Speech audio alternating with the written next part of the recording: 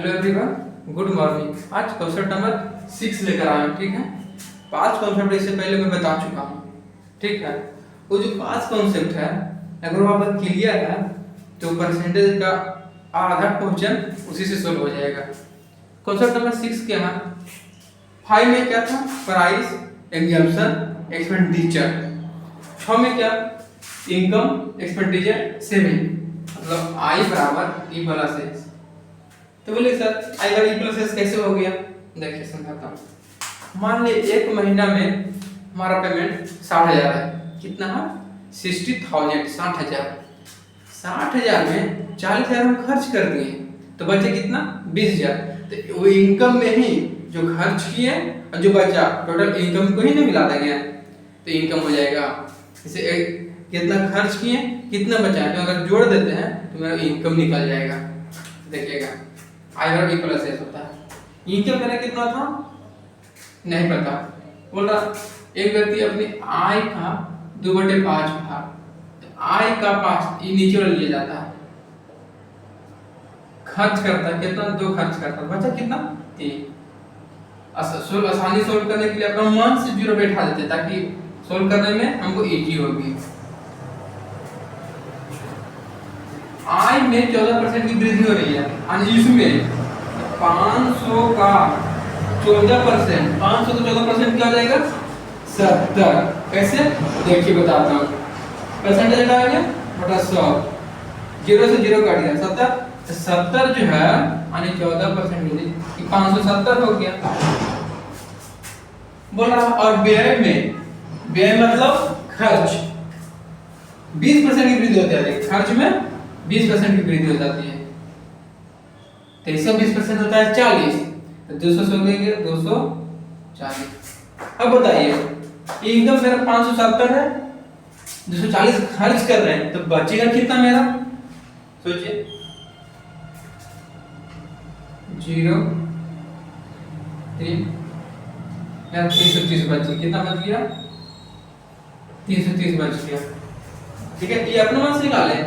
Income में खर्च घटा दिए तो मेरा सेविंग निकल गया। तो 20% की वृद्धि जाती है। ठीक है, व्यक्ति की बचत में कितने परसेंट की वृद्धि हो रही है? तो सेविंग बचत में कितने परसेंट की वृद्धि हो रही है? पहले 300 था, अब 350 हो गया, 30 हो गया, तो 30 की वृद्धि हो गई। ठीक है, 300 था 30% दे देंगे। ठीक है, उससे बात देखिए अब 300 था 320 हो रही।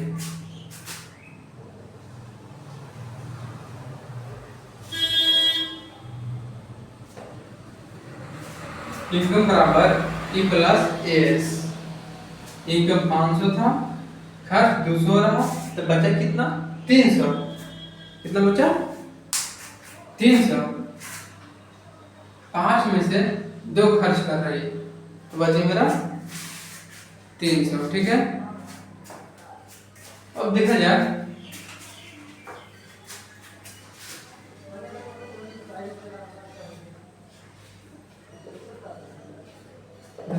कितना बचा वृद्धि, तो कितने परसेंट की वृद्धि हो रही है? 10%। समझ गए होंगे? फिर से समझाता हूँ। मेरा जो इनकम है मान लीजिए 60,000, 60,000 है, उसमें 40,000 खर्च कर दिए, बचा कितना? 20,000।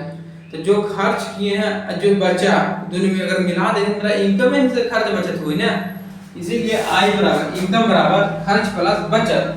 खर्च 500 रहा था, उसमें इनकम 500, 200 खर्च हो रही थी, बचा कितना? 300। इनकम में 14% वृद्धि हुआ तो 570। अब खर्च में यानी व्यय में 20% वृद्धि हुई 240। तो इसमें से माइनस कर देंगे तब नहीं मेरा निकलेगा बचत। निकल गया। बोला बचत वृद्धि कितने यानी बचत में, इसमें बचत में कितने परसेंट की वृद्धि होगी? पहले 300 था, अब 330 हो गया, 30% हो गई। 300 में 1900, 0 कट गया, 370%। ठीक है, अब क्लियर हो गया होगा। ठीक है, तो कॉन्सेप्ट 5 और कॉन्सेप्ट 6 दोनों अलग अलग है, इससे कंफ्यूज न होइएगा। ठीक है, अगर वीडियो समझ में आता है तो इसको शेयर कीजिए। लाइक कीजिएगा। मान लीजिए इसमें अगर एक ऑप्शन और आप लोग नंबर देखिए क्या रहेगा, इसको मान लीजिए फटाफट वाइज कर दीजिए आप, ये AW है 2/3 कर दे, इसको सॉल्व करके जरूर देखिएगा, अगर समझ में आ गया हो तो ठीक है। Thank you everyone.